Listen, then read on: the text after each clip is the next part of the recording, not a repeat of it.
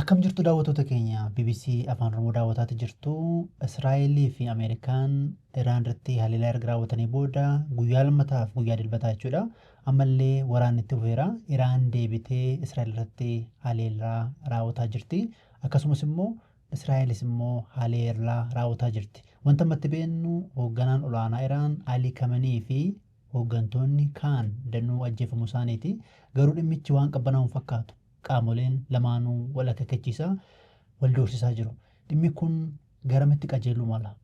Hoogganaan olaanaa Iraan gara waggoota 40 ta'uuf Iraan immoo olaantummaan bulchan du'aniiru. Eenyu isaan bakka bu'uu danda'a?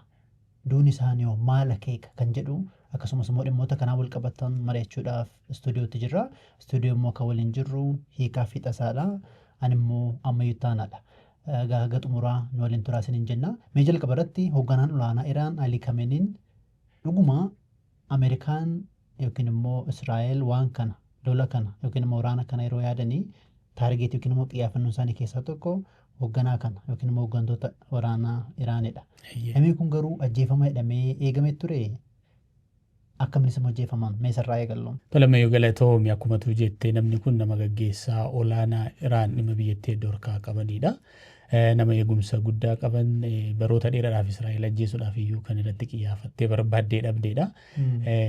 Garuu akkamitti ajjeefaman kan jedhu kana jedhanii dubbachuuf illee rakkisaa yoo ta'e mariin Iraanii fi US gidduu kana gaggeessanii Iraaniin baay'ee kan gowwoomse itti fakkaata. Sababni isaa marii marsaa 3 magaalaa Jineevitti erga gaggeessanii booda dheengadda gaafa marii sana xumuranii ba'anii waliigaltee irra ga'uu baatan illee waan gaariitu jira. Deebinee wal agarra torban tokko gaditti wal argina kan jedhu biyyi isaan mariisisaa turte Omaanii ibsa kennitee turte. Dubbattee turte.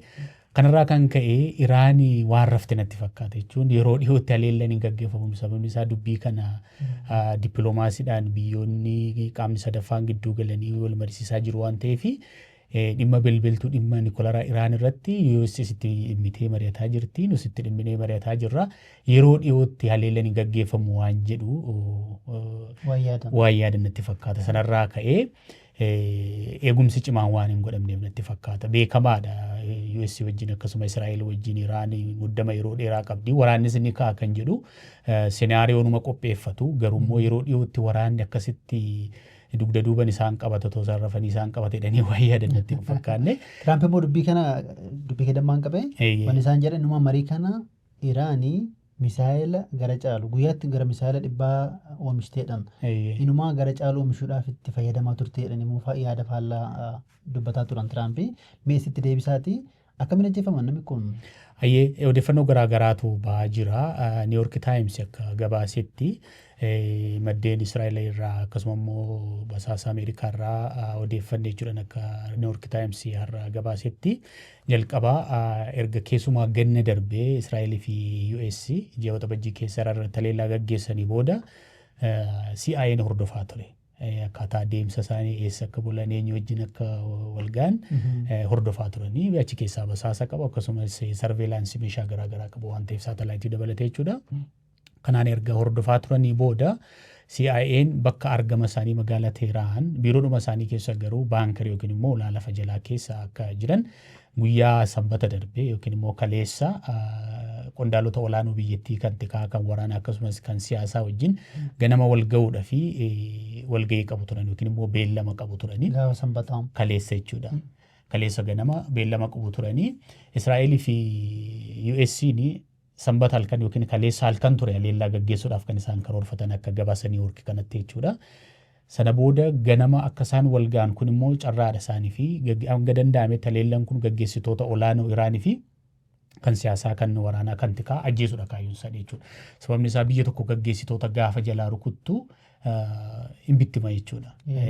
Mataa biyyattii rukuttaa waraana gaggeessuufis haa ta'u biyya gaggeessuudhaafis gaggeessan murteessadha jechuudha. Icciitii harkaa qabu kan koordineet godhu yookiin kan qindeessu waraana kan qindeessu isaanii waan ta'eef. Aangoon isaaniis immoo guddaadha.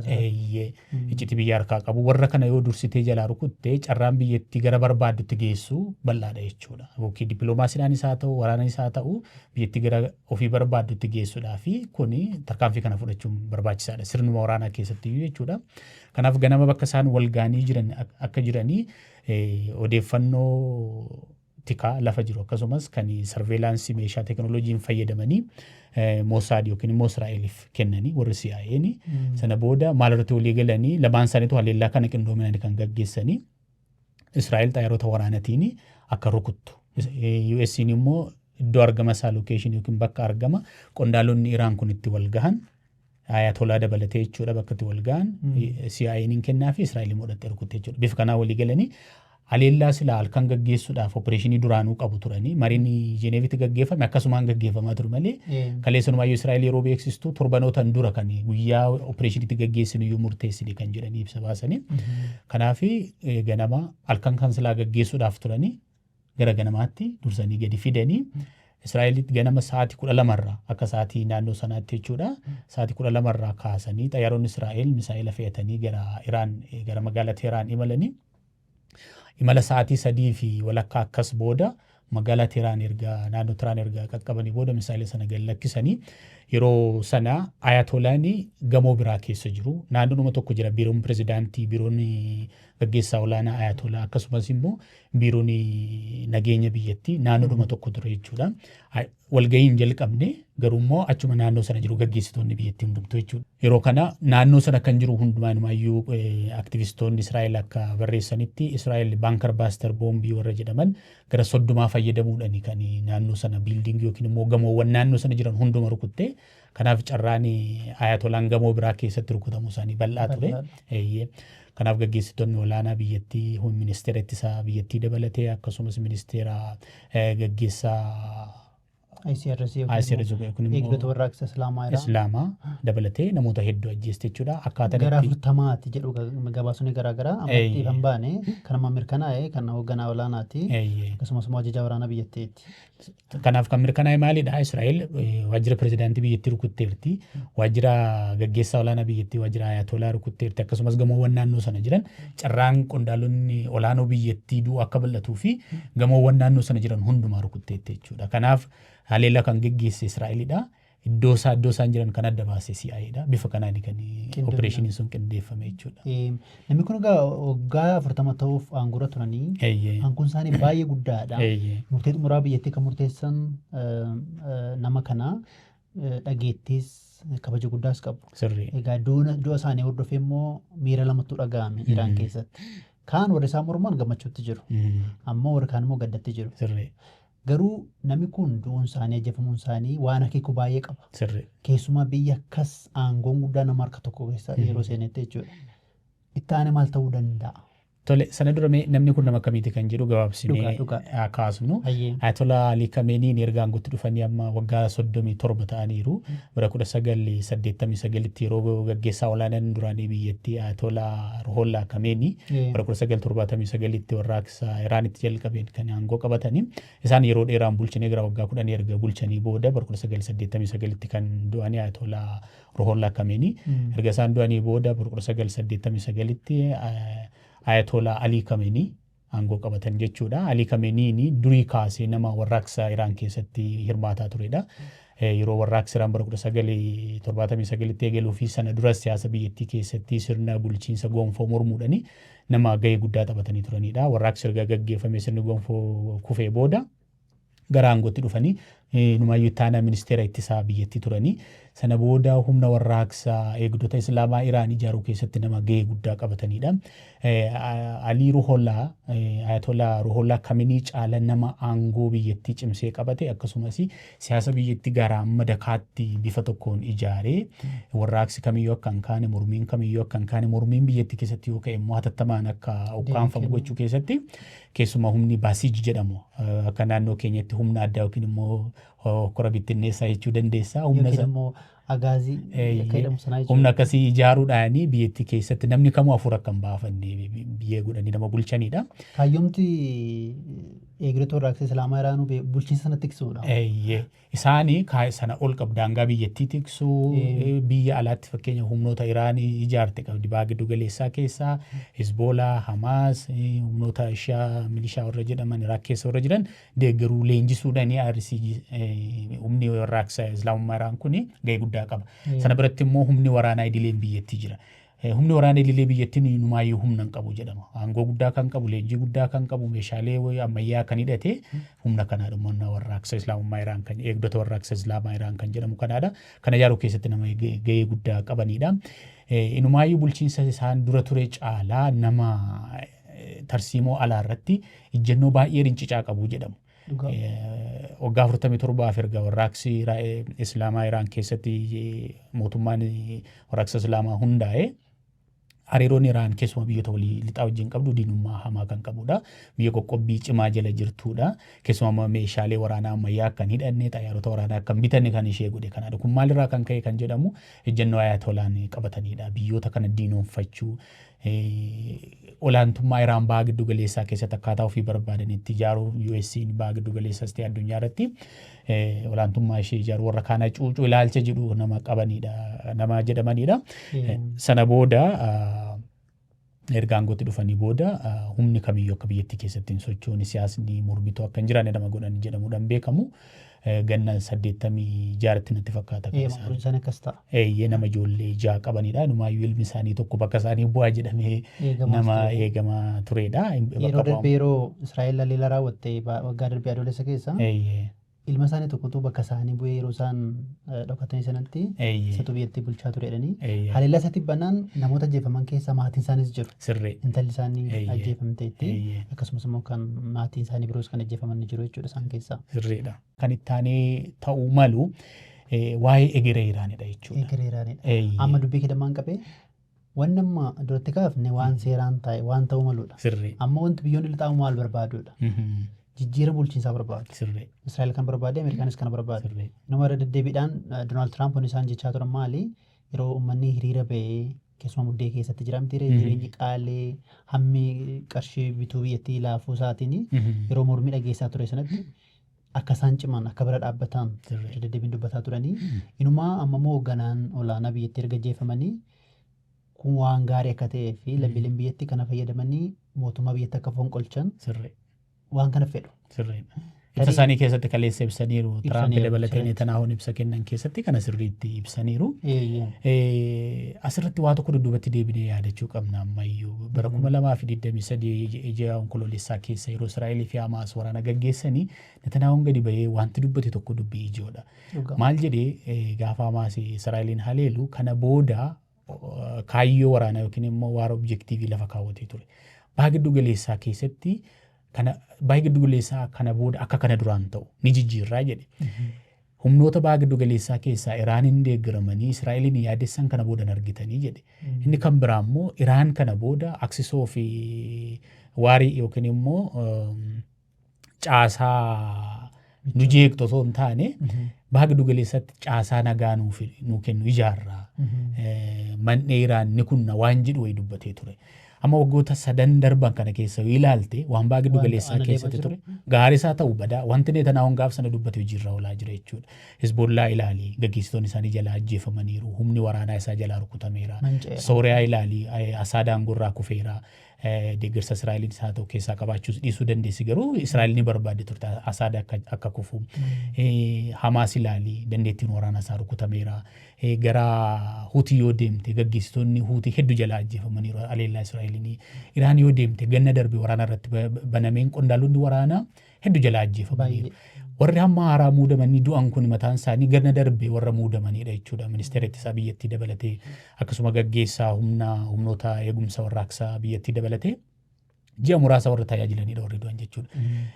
Amma immoo gaggeessaa biyyattii ajjeestirte jechuudha. Kana jechuun murtee cimaadha. Gaggeessa biyya tokko gaafa ajjeestu wayi murteeffatteetta jechuudha. Kaayyoo siyaasaa qabda jechuudha. Kaayyoo siyaasaa Iraan keessatti galma ga'u qabu isaan. Maali yaadu Israa'elii fi biyyoonni lixaa keessumaa Ameerikaanii waggoota 47 darbanii fi ejjennoon foreign policy yookiin immoo tarsiimoo alaa Iraanii kan nu diineeffatedha. Fedhii keenya kan diineeffatedha waan ta'eef bifa kanaan itti fufuu hin dandeenyu.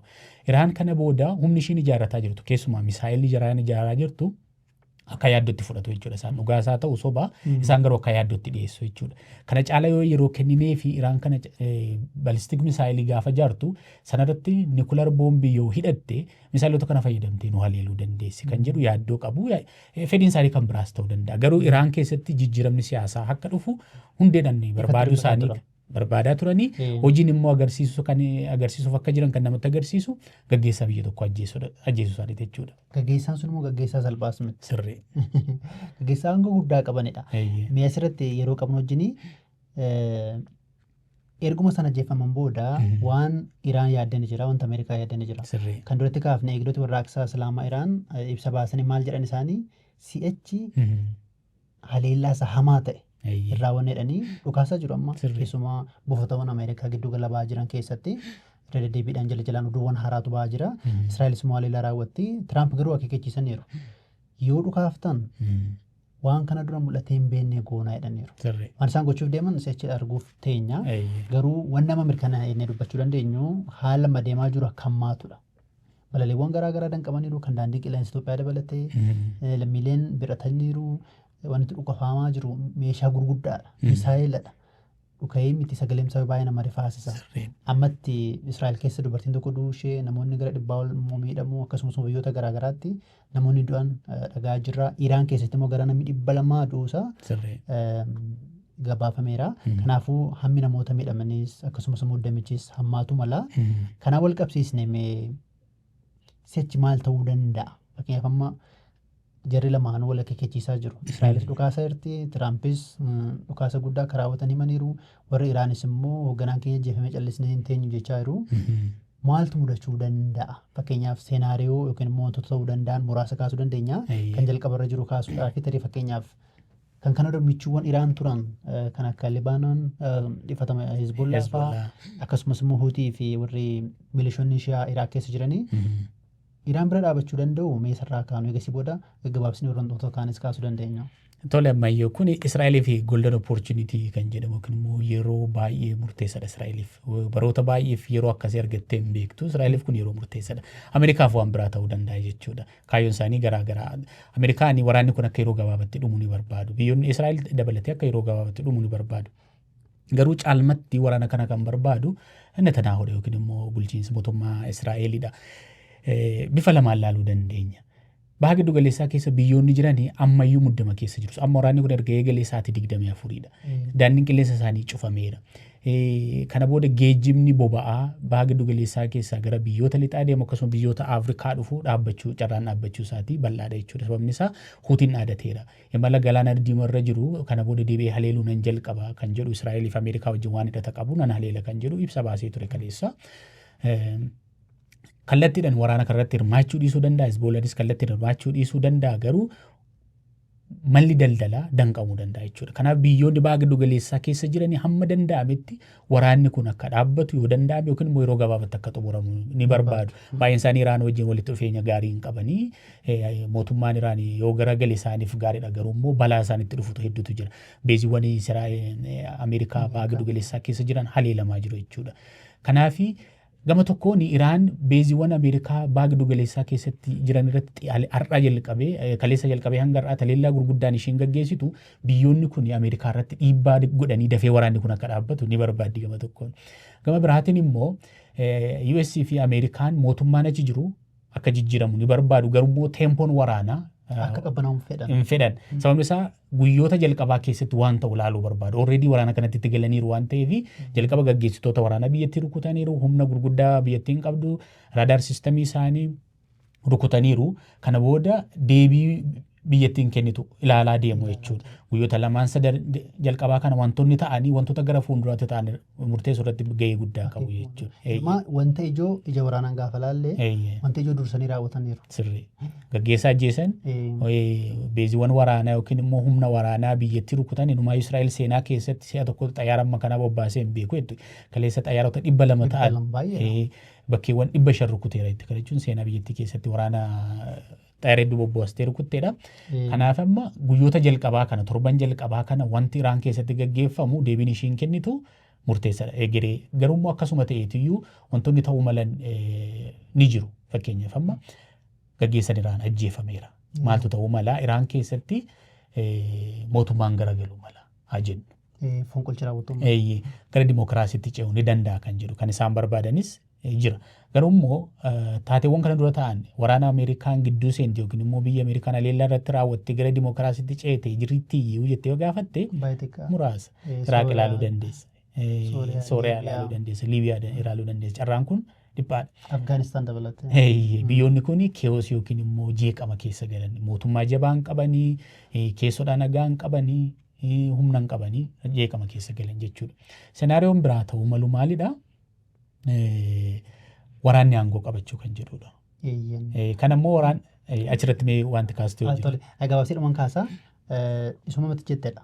Amma inumaa maal jedha Reuters akka maddeen irraa odeeffatee gabaasetti waraanni kun ka'uu dura tilmaamota kaan keessaa tokko yoo hoogganaan olaanaa Iraan ajjeefaman namni isaan bakka bu'uu danda'u tarii eegdota warraaqsa Islaamaa Iraan keessa dhufuu danda'adha. Garuu yoo achi dhufe ejjennoo adda ta'e qabaachuu danda'a namni kun. Hin qabaatan. Sababni isaa achi keessa kileerkii yookiin immoo abbootii beektota amantiiti kan muudu jechuudha. Gaafa muudanii nama ejjennoo gaggeessan duraanii adeemsisaa ture. Ejjennoo amantii haa ta'u, ejjennoo siyaasaa biyyattii haa ta'u, hariiroo tarsiimoo biyyattiin qabattee deemtu nama galmaan ga'uu danda'udha. Ayatolaanii nama isaan dura ture kaayyoo isaanii galmaan ga'uuf nama kakatanii aangoo qabatanidha. Namni isaan bakka bu'uu danda'us namuma kaayyoo sana galmaan ga'uu danda'u ilaalchi jedhu bal'aadha jechuudha. Sirriidha, dargaggoonni Iraan hedduun isaanii jijjiiramanii barbaadu. Mormii ji'oota darban keessa ta'an irraa ilaaluu ni dandeenya. Garuu immoo aangoon harka isaanii hin jiru jechuudha. Biyyattii kan harkaa qabu sirna biyyattii keessa waggaa 47 turedha. Kana jechuun hidda baay'ee kan gadi fageeffate ideoloojii yookiin immoo ilaalcha biyyattii keessatti ijaare qaba jechuudha. Ilaalchi sun salphaatti waan cabu miti. Seenaariyoon yookiin immoo tilmaama biraa ka'uu danda'u maali? Sirnichi itti fufa garuu imaammati isaanii fooyya'aadha. Amma aangawoonni Iraan isaan gochaa jiran maali? Fakkeenyaaf guyyoota 40 gaafa labsan guyyaa gaddaa to'annee irraa biinoo harka jirti itti fufsiisuu dandeenyaadha. Erga akkasii dabarsa jechuudha isaan gaafa laalle. Tarii seenaariyoo yookiin immoo tilmaamni biraas ta'uu danda'a. Kan biraa immoo ammatti milkaa'uu dhabuunsaa baay'ee rakkisaa yookiin immoo shakkisiisaas ta'u tarii Iraan amma buufatawwan waraanaa gidduu galaabaa keessa Ameerikaan qabdu rukutaa jiru. Tarii doonii Ameerikaa isa maallaqa guddaan ijaarame kan itti dhiyeenya kiiloomeetira 700-800 Iraan irraa fagaatee jiru rukutuu dandeessi. Ameerikaa fi balaa guddaadha, akkasuma Iraaniifis balaa guddaadha jechuudha. Sana haaloo ba'uun ishee doola Ameerikaan garuu carraan sana rukutuu ishee baay'ee dhiphaadha. Sababni isaa dooniiwwan waraanaa kun Iraan irraa fageenya kiiloomeetira 700 yoo xiqqaate fagaataniiti kan isaan dhukaasaa jiranii. Kanaaf Iraan balaastik misaayilii sana qaqqabu qabaattullee difeensi sistamiin yookiin immoo sirni ittisaa xayyaarota dooniiwwan waraanaa xayyaarota baatan kun baay'ee cimaadha jechuudha. Kanaaf carraan isaa baay'ee dhiphaadha. Inni kan biraa seenaariyoon biraa ka'uu danda'u maalidha? Iraan keessatti hokkorri ka'uu danda'adha. Sababni isaa mootummaan ni kufa, sana booda hokkorri ni ka'a. Mootummaan to'achuu dadhaba. Lammiileen mormii gara walitti bu'u, qaamni to'atu hin dhibaa.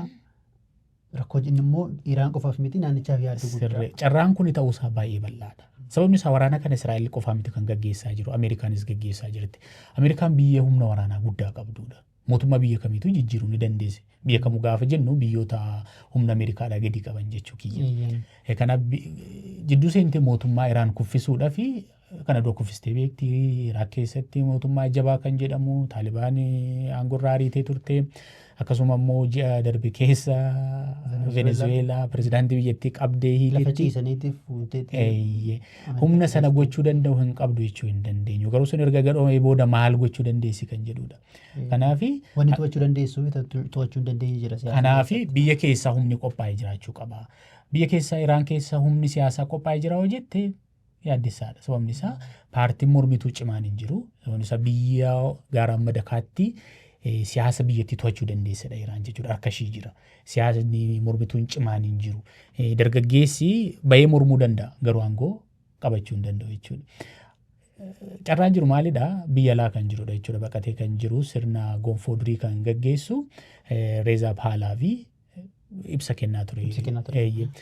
Carraanis inni aangootti dhufuu jira hoo jette dhufuu danda'u, muuduu danda'u garuu biyyattii tasgabbeessuu carraansaa baay'ee dhiphaadha. Kanaaf yoo mootummaan Iraan kufee carraan akkuma Iraaq, akkuma Liibiyaa, akkuma Sooriyaa ta'uu ishii baay'ee bal'aadha. Xiinxaltoonnis kan jedhani. Ameerikaa fi Israa'el dhiibanii yoo mootummaa Iraan kuffisuu ni danda'u. Yoo kuffisan garuu biyyattiin bittimtee baha giddu galeessattuu ba'aa taati. Isaanitti yoo deebitee ba'aa taati kan jedhu xiinxalaa jirudha jechuudha ammayyu. Guddaa galatoomii hiikaa anis ammayyuu taanaan ture daawwattoota keenya. Egaa waraanni Ameerikaa fi Israa'el Iraanitti banan itti fufeera. Iraanis immoo buufatawwan waraanaa Ameerikaa gidduu gala ba'aa jiran akkasumas immoo gara Israa'elittis immoo dhukaasuu itti fufteetti. Qaamoleen lamaanuu kan waraana kana keessa jiran walitti dhaadataa jiru. Kanaafuu lolli kun yookiin waraanni kun kana caalaa hammaatu mala.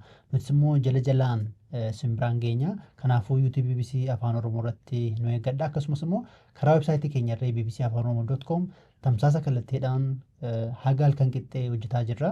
Akka dubbiftan akka nu faana buutan barbaanna. Deeggarsa nu taasiftaniif waan nu jala buutanii immoo yaada nuu kennitaniif immoo isin galateeffannaa. Guddaa galatooma.